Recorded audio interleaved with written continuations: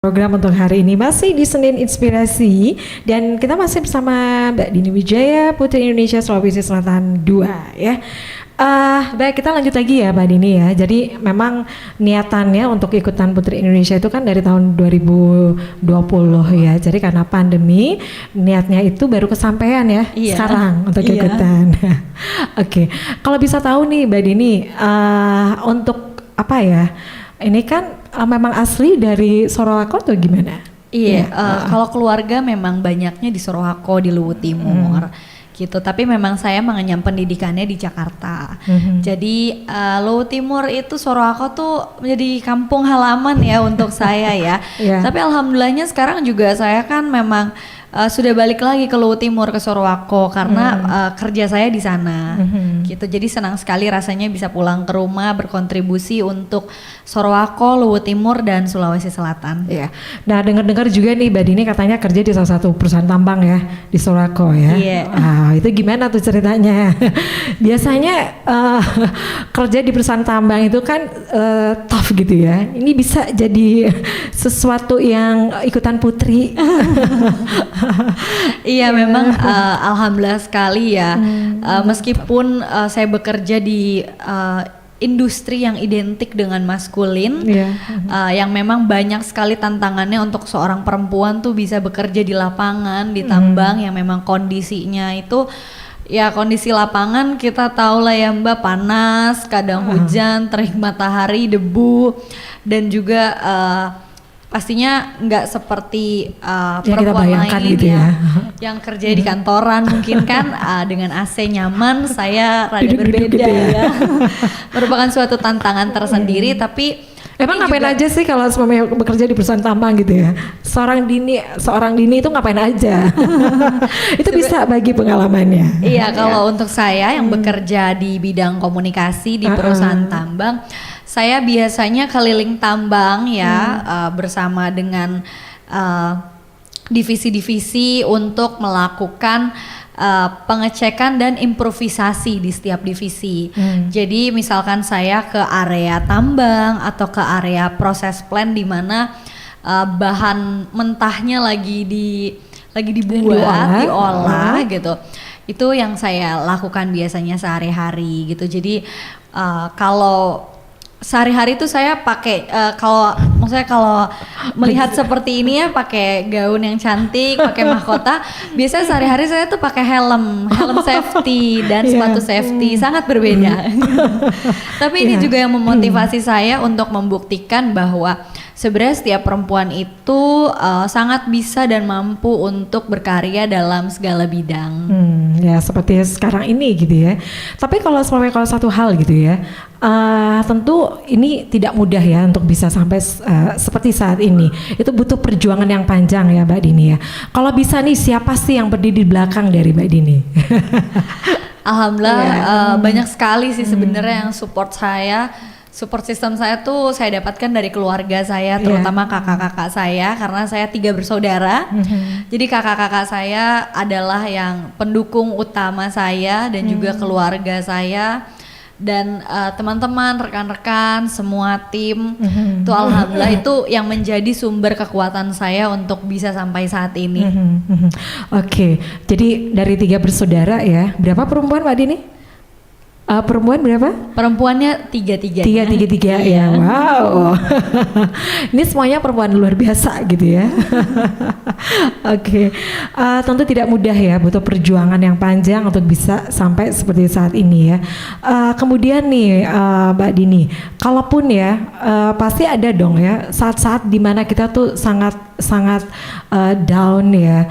Nah, untuk yang memotivasi untuk bisa bangkit lagi dari Mbak Dini, apakah ada sosok-sosok idola kah atau gimana?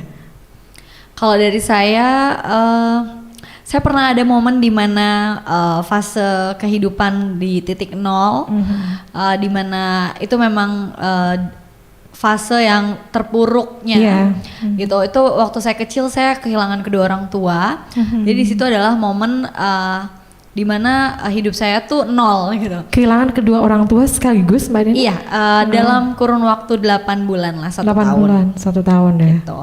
Dan Di situ yang menyemangati balik lagi ke kakak-kakak saya lagi, keluarga saya lagi, karena mereka alasan saya bisa berdiri hingga saat ini, bisa kuat hingga saat ini sih. Oke, wow, luar biasa ya. Jadi kehilangan kedua orang tua di waktu yang hampir tidak lama gitu ya. Iya. Kurang lebih 8 bulan. 8 bulan ya. Itu bisa membentuk Mbak Dini menjadi wanita yang kuat ya dengan sendirinya. Alhamdulillah. Baik. Nah, kita masuk lagi nih ya. Untuk tema Putri Indonesia itu secara nasional itu untuk tahun 2022 itu mengangkat mengenai Borobudur ya kalau nggak tidak salah ya. Iya, untuk konsep acaranya sih. Konsep acaranya seperti itu ya.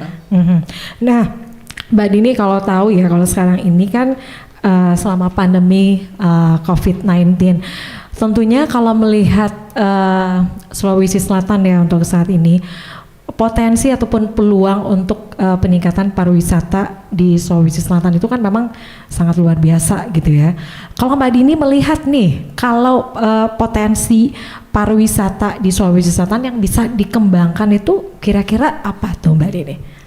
Kalau menurut saya pariwisata di Sulawesi Selatan itu sangat banyak potensinya ya Mbak ya, apalagi sekarang itu kita sedang menggaungkan Tribun.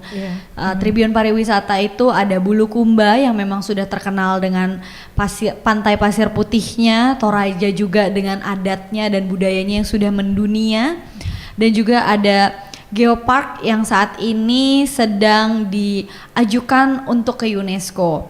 Nah menurut saya dari 3 ini aja tuh kita bisa memanfaatkan potensi-potensi yang ada gitu. Di masyarakat mungkin lebih bisa untuk membantu mempromosikan pariwisata-pariwisata ini. Dan juga salah satu yang favorit saya tiap ke Sulawesi itu adalah kulinernya. Kulinernya apa tuh? Palu basah serigala, coto, nasi konro. kuning. Itu favorit saya semua dan pastinya Sulawesi Selatan tuh kaya banget dengan alamnya, baharinya, kulinernya, semuanya tuh lengkap. Jadi kita sebagai masyarakatnya lah yang harus memanfaatkan potensi-potensi itu untuk membangun pariwisata yang lebih baik. Ya, tapi kalau selama ini nih Mbak Dini lakukan untuk bisa memperkenalkan potensi pariwisata di Sulawesi Selatan, apa yang sudah dilakukan sampai saat ini Mbak Dini? Apalagi masuk ya untuk Putri Indonesia 2 gitu kan? Iya. Saya itu sangat mendukung ekonomi kreatif di Sulawesi Selatan.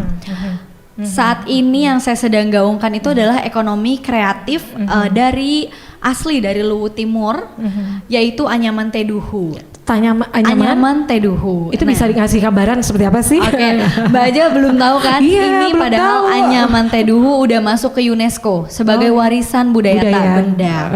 Gitu. Jadi Anyaman Teduhu itu adalah bahan baku yang bisa kita jadikan jadi tas, jadi bosara, jadi tempat tisu ataupun jadi karpet. Dia seperti anyaman-anyaman lainnya, tinggal kita bisa kreasikan mau menjadi apa. Ini asli dari mana nih untuk asli anyaman? dari Luwu Timur, Asli dari Luwu Timur. Sorowako. Ya. Iya. Ini sudah masuk ke UNESCO baru tahun lalu sekitar 2020. Namun sayangnya banyak sekali orang-orang yang belum mengetahuinya. Gitu. Padahal ini salah satu ekonomi kreatif yang sangat potensial dan ini bisa meningkatkan pariwisata juga nih, karena di mana ada ekonomi kreatif di situ kita pasti juga bisa meningkatkan pariwisata seperti di daerah-daerah lainnya. Kalau di daerah lain terkenal dengan batiknya jadi kampung batik. Nah mudah-mudahan Anyaman Teduhu ini juga bisa Teduku ya namanya apa? Teduku. Yeah. Mudah-mudahan Anyaman ini juga bisa nih membawa potensi-potensi pariwisata yang ada. Jadi kita tuh udah lengkap banget Sulawesi Selatan dari pariwisata alamnya, baharinya, kulinernya sampai industri kreativitasnya. Oke. Jadi sekali lagi ya, kalau sama ini Mbak Dini itu sudah mulai memperkenalkan hasil kreativitas ya asli dari Luwu Timur ya. Teduhu, Anyaman Teduhu. Anyaman Teduhu ya. Ini seperti eceng gondok atau gimana tuh Mbak Dini? Enggak, dia bukan seperti eceng gondok. Dia seperti anyaman akar sih, dia dari akar pakis ya. Oh gitu. Oke, ini unik ya, smart listeners, dan tentu ini juga bisa menjadi salah satu hal yang seperti diinformasikan oleh Mbak Dini tadi, itu sudah diangkat juga ya oleh UNESCO. Iya, benar sekali. Dan saat ini juga saya sedang berusaha untuk memperkenalkan lagi anyaman teduhu dan untuk siap masuk ke ekosistem digital. Jadi yang tahu itu bukan hanya dari Sulawesi Selatan aja, tapi saya berharap seluruh Indonesia pun tahu akan keberadaan ekonomi kreatif ini yang bisa memotivasi orang-orang untuk menghasilkan ide-ide baru untuk ekonomi kreatif lainnya. Iya, ide-ide baru gitu ya. Kalau dari Mbak Dini sendiri apa tuh? Kira-kira, karena kalau sekarang ini juga kan sistem ataupun kita mempergunakan digital gitu ya untuk pemasaran UMKM misalnya. Kalau dari Mbak Dini sendiri, apa yang bisa menjadi masukan untuk pemerintah daerah, Mbak Dini? Kalau dari saya itu yang pastinya kita harus siap dengan ekosistem digital, kita harus mengikuti perkembangan zaman. Maka dari itu saya juga sebenarnya alhamdulillahnya kemarin bergabung bersama Ladara Indonesia. Ya, itu apa tuh? Ladara Indonesia tuh adalah suatu e-commerce sebenarnya, aplikasi. Tapi aplikasinya ini berbasis produk lokal. Seperti itu. Jadi di aplikasi ini kita melatih, memberikan pembinaan kepada industri ekonomi kreatif untuk diwadahi ke ekosistem digital, untuk siap bersaing. Nggak hanya di provinsi saja tapi juga di nasional gitu. Dan kita sebagai masyarakat juga sebenarnya dimudahkan dengan Ladara Indonesia ini karena kita bisa mendapatkan barang-barang atau produk-produk lokal tuh dengan mudah. Jadi misalkan saya dari Sulawesi Selatan, saya mau beli tenun di NTT gitu, saya tinggal langsung ke Ladara. Gitu. Itu sangat membantu sih, dan mudah-mudahan ini juga bisa memberikan motivasi kepada pemerintah daerah untuk pelatihan-pelatihan dan memudahkan industri ekonomi kreatif ke era digitalisasi. Kira-kira nih Mbak Dini, untuk peluang ataupun potensi pariwisata di Sulawesi Selatan ini kan perkembangannya ya sangat luar biasa gitu ya. Peluangnya sangat luar biasa. Kira-kira nih, apa sih yang menjadi tantangan ke depannya untuk untuk bisa memajukan ekonomi dan juga khususnya untuk pariwisata ya? Jadi dalam pariwisata itu pastinya ada atraksi, ada aksesibilitas, dan juga ada amenitas. Kalau menurut saya tantangannya ini 3 ini, di mana kita sebagai masyarakat kita harus turut membantu pemerintah dalam memenuhi 3A ini. Jadi mulai dari atraksinya, apa yang kita bisa berikan untuk masyarakat kita, untuk para pengunjung, itu harus selalu ada ide-ide baru. Terus juga aksesibilitas, bagaimana kita mendukung pemerintah untuk memperbagus dan memperlancar aksesibilitas dari suatu tempat ke tempat lain. Misalkan dari penyediaan infrastruktur mungkin ya? Iya, benar sekali. Seperti dari Sulawesi Selatan, dari Makassar ke Luwu Timur itu kan sangat jauh, ya kan? Aksesnya gitu. Gimana sih kalau dari Luwu Timur ke misalnya ke Makassar gitu ya? Aksesnya kita bisa naik bus sebenarnya gitu. Cuma waktu yang ditempuh cukup lama ya gitu. Semoga nanti ke depannya akan ada transportasi yang bisa mempersingkat waktu, tapi saat ini juga sudah nyaman sih transportasinya gitu. Itu kita bisa membantu dari sisi infrastruktur dan juga amenitas juga. Kita bisa, jangan lupa dengan CHSE, Cleanliness, Health, Safety and Environment, di mana kita masih ada pandemi COVID-19. Jadi pasti kita harus tetap menjaga keutamaan kebersihan di sekitar kita gitu, agar masyarakat, pengunjung semuanya tuh juga merasa nyaman. Di situ sih tantangannya memang banyak sekali. Makanya kita harus bersatu, gotong royong, bekerja sama dalam membantu program-program pemerintah yang ada.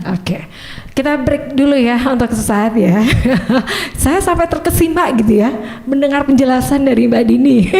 Sampai lupa breaknya. Smart listeners, Anda jangan kemana-mana, kami akan kembali lagi tentunya ya masih di Senin